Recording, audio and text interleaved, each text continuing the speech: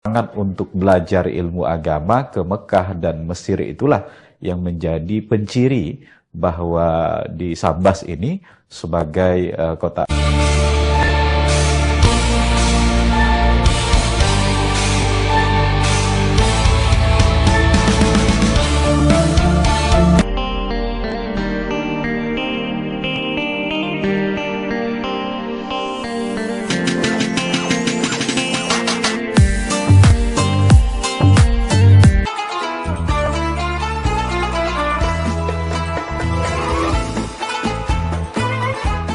Sambas disebut sebagai Serambi Mekah, saya kira banyak referensi, banyak orang, banyak para peneliti dan pengkaji sejarah yang menyebutkan demikian. Nah, sebutan Sambas sebagai Serambi Mekah itu sebenarnya merujuk kepada pencapaian-pencapaian ulama-ulama yang terdapat di Sambas. Nah, pencapaian itu dimulai dari masa Syekh Ahmad Khatib Sambas. Dia seorang ulama yang kemudian terkenal menjadi guru bagi para ulama-ulama yang berasal dari Nusantara karena kemampuannya dalam mengembangkan dan mengajarkan ajaran Islam. Salah satu di antaranya adalah pencapaian fenomenalnya adalah dia berhasil menggabungkan dua tarekat, yaitu tarekat Qadariyah dan Naqsabandiyah, sehingga menjadi tarekat Qadariyah wan Naqsabandiyah. Nah, pencapaian Ahmad Khatib Sambas itu ketika dia menjadi khatib, menjadi imam dan sekaligus guru bagi para ulama-ulama, bagi para penuntut-penuntut, pelajar-pelajar yang berasal dari Nusantara ketika para pelajar itu berada di Makkah. Nah, aktivitas masyarakat di masa lalu, ya selain masyarakat Nusantara melaksanakan ibadah haji di Tanah Suci, mereka mengembangkan ilmu pengetahuan agama dan belajar juga sekaligus kepada ulama-ulama yang telah populer di sana. Nah, salah satu di antaranya yaitu Ahmad Khatib Sambas itu tadi. Nah, pencapaian Ahmad Khatib Sambas kemudian dikembangkan oleh murid-muridnya yang berasal dari Nusantara. Semua muridnya di Tanah Melayu saya kira menyebar banyak, bahkan sampai di Thailand, lalu kemudian di seantero wilayah Indonesia juga berguru kepada Ahmad Khatib Sambas. Nah, pasca sepeninggal Ahmad Khatib Sambas yang berasal dari Sambas itu, nanti lahir pula tokoh yang cukup fenomenal di dunia Islam, yaitu Muhammad Basuni Imran. Nah, Muhammad Basuni Imran lebih populer dikenal dengan Maharaja Imam Muhammad Basuni Imran. Nah, Maharaja Imam ini adalah sebuah gelar jabatan keagamaan tertinggi yang terdapat di Kesultanan Sambas. Nah, Maharaja Imam berfungsi sebagai orang yang menangani persoalan-persoalan keagamaan, mulai dari persoalan fikih, persoalan pembagian harta warisan, hingga persoalan sosial lainnya. Nah, termasuklah Maharaja Imam Muhammad Basuni Imran itu adalah seorang penulis yang produktif. Dia berlangganan majalah Al-Manar, majalah yang dikenal di seantero Nusantara sebagai majalah pembaharu. Nah, dari majalah itu dia tertarik dengan pemikiran-pemikiran pembaharuan Islam yang berkembang di Mesir di kala itu, sehingga dia tertarik untuk berguru langsung kepada Rashid Ridho. Nah, pasca dia berangkat ke Mesir, saya kira menjadi sebuah langkah awal dan langkah strategis yang kemudian diikuti oleh banyak ulama-ulama dan pelajar-pelajar lain yang berasal dari Sambas. Nah, Maharaja Imam Muhammad Basuni Imran ketika berangkat ke Mesir, di kala itu Mesir masih belum menjadi sangat populer begitu. Di tahun 1910-an misalnya.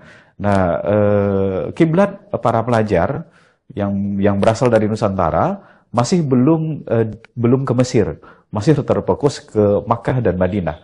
Nah, di awal tahun 1911-an ketika Maharaja Imam Muhammad Basuni Imran dan dua orang teman-teman lainnya menginjakan kaki di Mesir, lalu kemudian di tahun-tahun berikutnya diikuti pula oleh pelajar-pelajar lain, termasuklah yang berasal dari Sambas dari Banten, dari Palembang, dan lain sebagainya.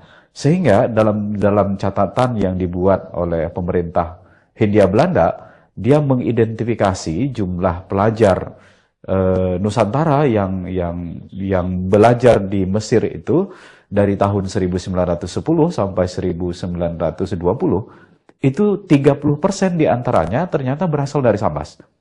Nah, periode pertama itu dilalui atau dilakukan oleh Maharaja Imam Muhammad Basuni Imran beserta dengan adiknya dan saudaranya, yaitu, nah, lalu kemudian diikuti oleh beberapa orang pemuda Sambas yang belajar ke Mesir pula. Nah, dari data yang dikeluarkan oleh pemerintah Hindia Belanda itu menunjukkan bahwa minat para pelajar yang berasal dari Sambas untuk mendalami ilmu agama, terutama yang bernuansa modernis, itu sangat tinggi. Nah, dari itulah kemudian ketika banyak peneliti yang mengkaji tentang Sambas, lalu kemudian mengasumsikan bahwa Sambas di masa lalu adalah sebagai daerah atau tempat yang kita kenal dengan Serambi Mekah. Bahkan beberapa di antaranya menyebut Serambi Mesir karena aktivitas pendidikannya itu. Jadi semangat untuk belajar ilmu agama ke Mekah dan Mesir itulah yang menjadi penciri bahwa di Sambas ini sebagai kota Serambi Mekah. Nah, dari penelusuran kita di lapangan, kita menemukan data yang agak menarik saya kira. Sampai tahun 1946 awal kemerdekaan itu, nah di Sambas juga masih mengirimkan pelajar-pelajar yang berasal dari Sambas ini untuk belajar di Mekah. Nah, salah satu di antaranya adalah Haji Rashid yang berasal dari Kartiasa. Nah, Haji Rashid dikenal sebagai seorang yang ahli dalam ilmu faraid. Nah, dia kemudian bekerja sebagai pejabat pengadilan agama di Sambas di bawah pimpinan Maharaja Imam Muhammad Basuni Imran. Nah, perlu juga saya tekankan bahwa Maharaja Imam Muhammad Basuni Imran itu ya selain dia produktif menulis bermacam kitab yang diperlukan bagi umat Islam yang ada di Sambas, dia juga sebagai ketua atau pejabat tertinggi di Pengadilan Agama Sambas. Nah, dialah yang mengatur lalu kemudian melantik para ulama-ulama yang berasal atau yang alumni Mekah, Madinah dan Mesir itu sebagai penghulu. Misalnya, semua penghulu yang ada di Sambas di masa lalu, di masa Kesultanan itu harus melalui seleksi yang dilakukan oleh Maharaja Imam. Ya, terutama berhubungan dengan penguatan dan penguasaan ilmu fikih yang dibutuhkan di tengah-tengah masyarakat.